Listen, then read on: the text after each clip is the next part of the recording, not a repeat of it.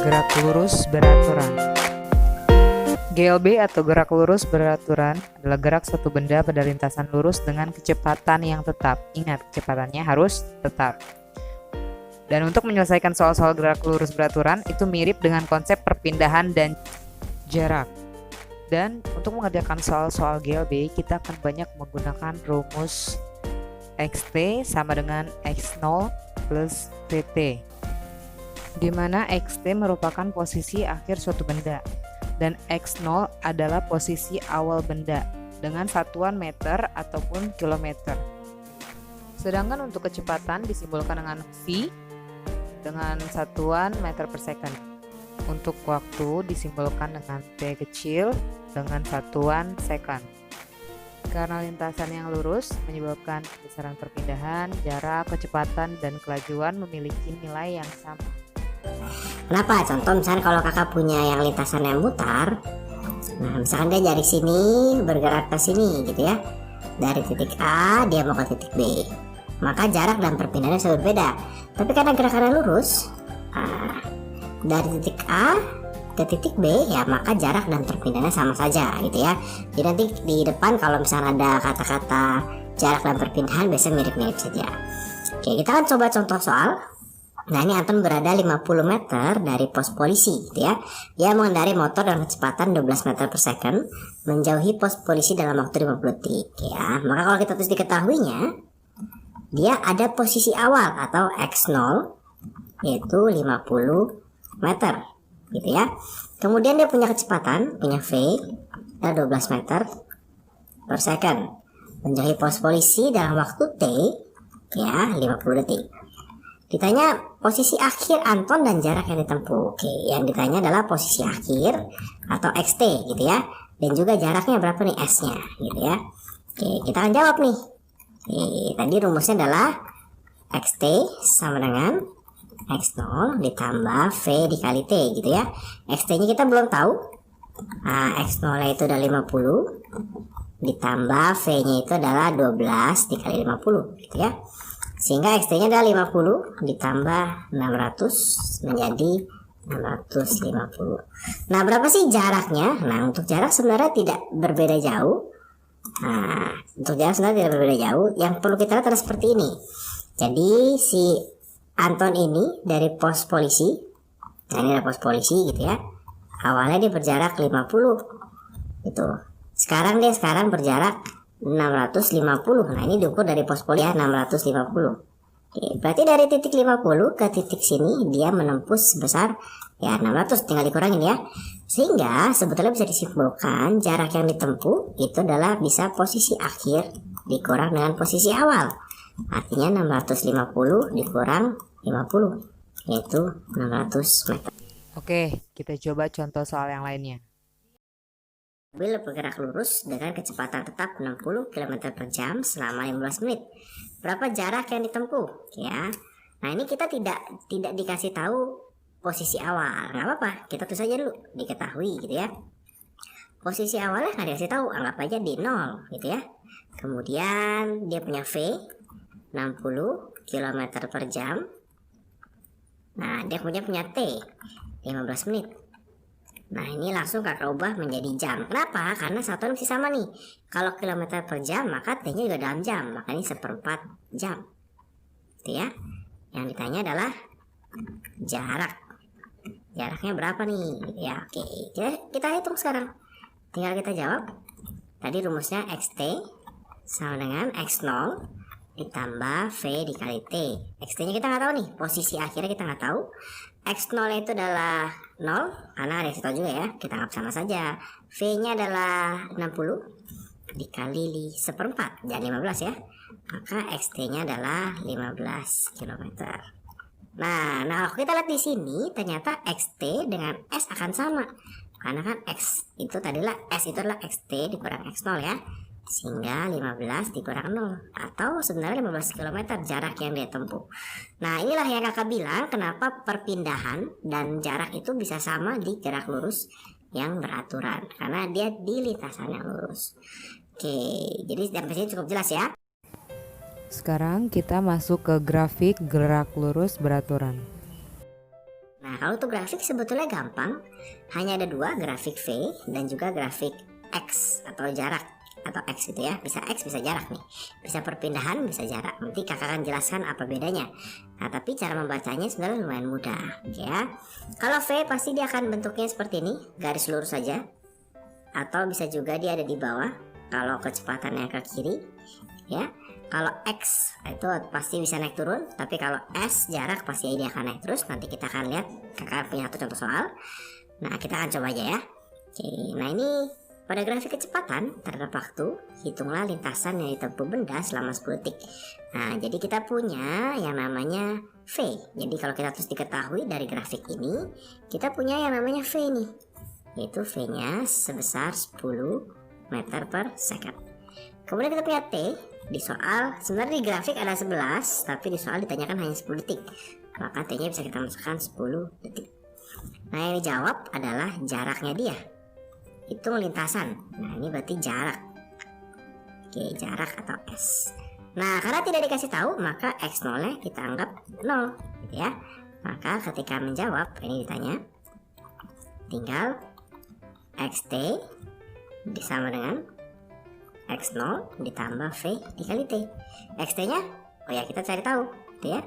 X0-nya berapa nih? 0 tambah V-nya 10 dikali 10. Sehingga kita dapat XT-nya adalah 100 meter. Nah, kasusnya kan sama seperti yang ini tadi ya. S-nya sama, jaraknya sama. Sehingga, nah kita bisa dapat jaraknya adalah 100 meter. Ya. Nah, ini disuruh hitung kecepatan benda. Yang dikasih tahu adalah grafik X gitu ya, atau grafik posisi. Nah, kita akan coba terus diketahuinya ya. Nah, untuk menyelesaikan soal-soal seperti ini, kalau grafiknya grafik X, grafik posisi, nah kita bisa melihat, nah ini ada beberapa titik. Nah, ini ada titik 1, misalnya titik A, kemudian ada titik B, kemudian titik C. Nah, kita mesti melihat dua buah titik gitu ya. Kalau tadi di grafik yang kecepatan gampang, dia hanya lurus aja. Nah, karena miring begini kita harus lihat dua titik ya. Kita mau lihat titik apa nih? Misalnya kita mau lihat titik A dan titik B. Nah, titik A ini misalkan jadi yang awal. Nah, ini jadi yang akhir. Gitu ya. Berarti ini X0 posisi awal berapa? Kita coba baca X-nya. Nah, kita coba baca grafik X. Oh, ini 4. Pada waktu T-nya adalah 0, gitu ya. Di titik B, nah X-nya adalah 9. Nah, ini berarti XT pada waktu T-nya sama dengan 5. Nah, ini penting nih. Nah, T yang dipakai di rumus adalah perubahannya, berarti dari 0 ke 5 selama 5 detik, gitu ya. Bagaimana kalau kakak pakai yang C? C itu berarti XT-nya, misalkan X-nya itu adalah 12. Nah, T-nya adalah 8. Nah, kalau kakak menggunakan pasangan yang ini, misalnya kakak pakainya B-nya yang awal, ya, C-nya yang akhir. Nah, T-nya yang akan dipakai dalam rumus adalah 3 dari 8 kurang 5. Oke, kita coba yang biru dulu ya. Jadi kan XT sama dengan X0 ditambah V dikali T. XT-nya yang akhirnya C, berarti 12 sama dengan 8.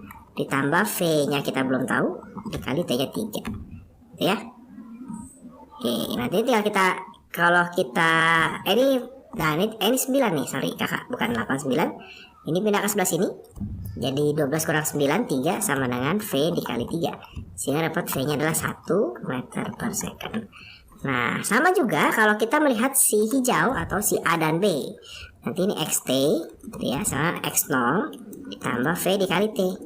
Dimana XT-nya adalah si B sekarang, 9 sama dengan 4 ditambah V-nya kita belum tahu dikali T-nya adalah 5 yang kita pakai ya. Nah, ini pindah ke sini, 9 kurang 4 jadi 5 sama dengan V dikali 5, sehingga V-nya adalah sama 1 meter per second. Nah, ini kita mendapatkan nilai yang sama ya. Jadi kalau ada grafik X, biasanya kita akan memilih dua buah titik untuk menentukan mana posisi awal, mana posisi akhir ya. Nah, hati-hati di nilai T-nya. Nah, ini di T-nya hati-hati ya. Kalau kamu mulai titik B dan C, berarti T-nya bukan 8 nih. Nah, ini T-nya. Nah, T-nya adalah 3 detik ya. Nah, sekarang grafik posisi. Nah, Grafik perpindahan terhadap waktu di samping. Hitung kecepatan dari detik 0. Nah, dari titik 0 ke titik 2 gitu ya. Ya, berarti sama nih. Kita punya titik A, kita punya titik B, kita punya titik C, kita punya titik D. 0 ke 2. Nah, ini berarti adalah ini kakak bikin yang 0 ke 2 dulu. Nah, itu berarti adalah titik A sebagai awal ke titik C sebagai akhir gitu ya. Kita tinggal lihat nih, oh posisinya berapa ya? Oh posisinya si A itu di 1, si C itu posisinya di 3. Nah waktunya berapa? Ini waktunya di 0, ini waktunya di 2. Sehingga kita dapat selisih waktunya, nah ini 2 detik gitu ya. Nah jadi kita kasih rumus XT sama dengan X0 ditambah V dikali T gitu ya. Berarti XT nya 3 sama dengan 1 V dikali T, oke ya, ditambah. Nanti ini akan dapat nih, ini T nya adalah 2, kalau kita ganti. Sehingga kita akan bisa mendapatkan V nya nanti adalah 1 meter per second. Ya, sekarang kita coba kalau misalkan yang 2 sampai 4. 2 sampai 4. 2 itu adalah titik C, nah ini titik C. Berarti ada titik C sebagai awal, ada titik D. Nah, D sebagai akhir. Oke, kita hitung, kita tulis lagi nih ketahuinya nih. Berarti ini X-nya adalah 3. Ini X-nya adalah di bawah, nggak apa-apa. Kita saja min 1 gitu ya. X-nya min 1. Kemudian T-nya ini dari 2, ini menjadi T-nya 4. Sehingga kita dapat T yang akan digunakan di rumus itu adalah 2 detik. Oke, tinggal tambahkan rumus nih. XT sama dengan X0 ditambah V dikali T gitu ya. XT nya adalah min 1, nggak apa-apa, minus 3 ditambah V nya kita belum tahu dikalikan T nya 2. Ini jadi min 4 sama dengan V dikali 2, sehingga V nya akan mendapat min 2 meter per second. Kok minus sih kak? Oh ya nggak apa-apa, karena kita lihat ya, posisinya dari 3 berubah ke menjadi min 1, berarti kecepatannya memang mundur gitu istilahnya. Jadi habis maju dia mundur lagi, sehingga kita dapat V nya negatif. Nah gimana kalau misalkan dihitung dari semuanya nih. Nah ini kita mau semuanya, berarti dari titik A yang awal gitu ya, mau mencapai titik D yang akhir gitu. Oke, berarti ini X nya di 1, ini X nya adalah di min 1, T nya ini di 0, ini T nya di 4, sehingga kita dapat ini adalah berapa nih, 4 gitu ya. Dan kita masukin rumus nih, XT sama dengan X0 ditambah V dikali T. XT nya adalah min 1 sama dengan 1 ditambah V nya dikali 4 ya. Ini 1 pindah ke sebelah sini, jadi min 2 sama dengan V dikali 4, sehingga V nya adalah min setengah. Wah, min setengah meter per second ya. Nah ini kita akan dapatkan min 1/2 meter per second. Gak apa-apa minus, karena kalau udah kita lihat dari A ke D itu pergerakannya adalah turun gitu ya. Nah ini adalah grafik posisi, grafik perpindahan atau grafik posisi terhadap waktu. Dia bisa naik, bisa turun karena tergantung posisinya di mana, di titik 1 atau di titik berapa. Nah tapi kalau kita disuruh menggambarkan grafik jarak, nah ini akan jadi sedikit berbeda. Nah kakak akan gambarkan sumbunya. Kalau grafik jarak pasti dia akan naik terus nih, dia akan naik terus ya, dan pasti dia akan start di 0 ya. Nah ini detik pertama, detik kedua, detik ketiga, detik keempat, 1, 2, 3, 4, 5 ya. Kita mulai dari 0. Dari detik ke 0 ke detik pertama dia naik 2, berarti sama nih, naik 2. Nah ini naik 2 juga nih, sama nih, ini dari titik A ke titik B, dan sama dengan titik A di sini ke titik B di sini. Kalau datar ya sama, datar ya, berarti sama, dia datar. Nah ya sini, ini titik C. Nah yang membedakan ketika dia ke titik D, dia bergerak sejauh dari 3 ke min 1, bergerak sejauh 4 gitu ya, tapi dia tidak turun, dia akan terus naik ya. Kalau jarak dia akan terus naik sampai di sini di 6 gitu ya. Nah jadi itulah perbedaan grafik perpindahan atau grafik posisi dengan grafik jarak. Kalau grafik posisi atau perpindahan dia bisa naik turun, kalau grafik jarak dia pasti naik terus gitu ya. Nah, kira-kira kalau grafik gerak lurus beraturan hanya seperti itu, soalnya tidak akan terlalu ribet. Biasanya akan seperti ini doang. Kalau agak sulit soalnya seperti ini. Nah, sekarang kita akan belajar yang namanya kecepatan rata-rata. Nah, ini soal yang biasanya agak sedikit tricky, agak sedikit membingungkan. Sebenarnya nggak membingungkan, cuma sedikit menjebak gitu ya. Kenapa kakak bilang menjebak? Karena begini.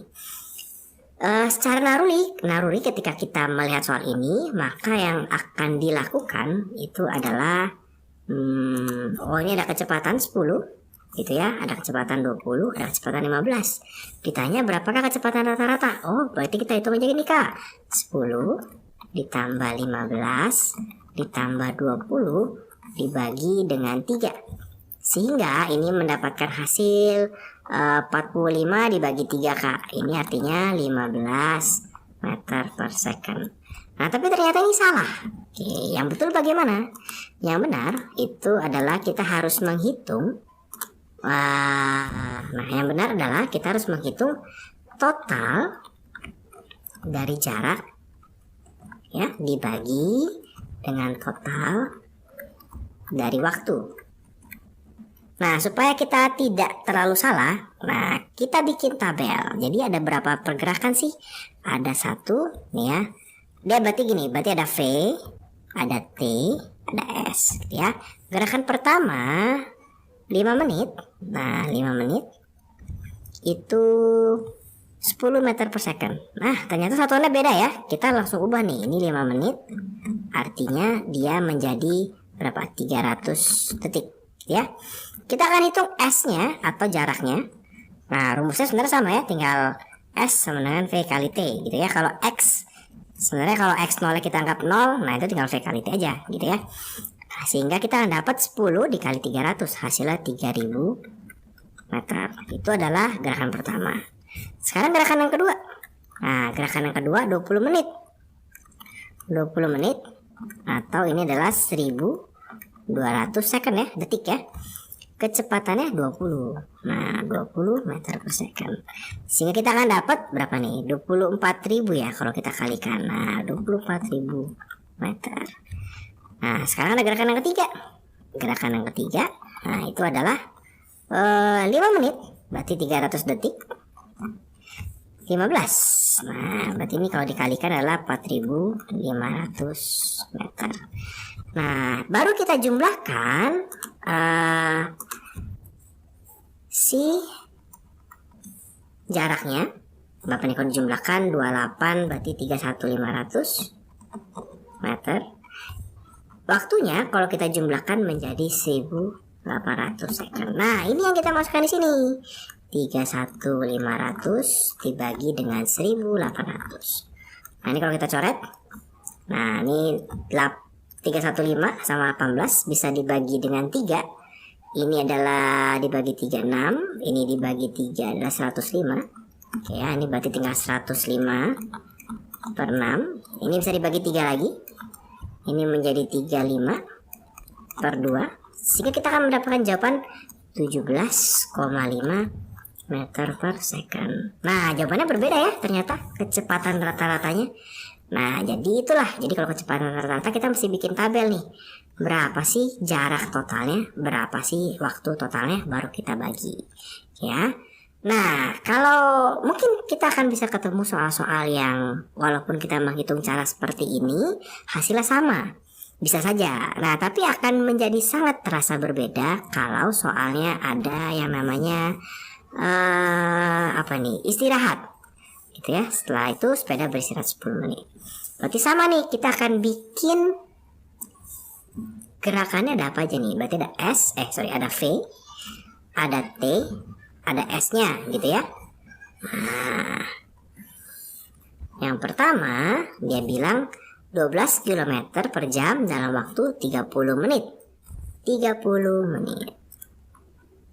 Nah, ini karena dalam kilometer per jam 12, kakak ubah menjadi jam. Berarti berapa tuh? Setengah jam ya. Ini setengah jam. Sehingga jaraknya ini kan S sama dengan V dikali T. 12 dikali setengah kita dapat hasilnya 6 km. Ya, simpen dulu. Gerakan yang kedua, 20 km per jam selama 40 menit. Atau ini 2/3 jam.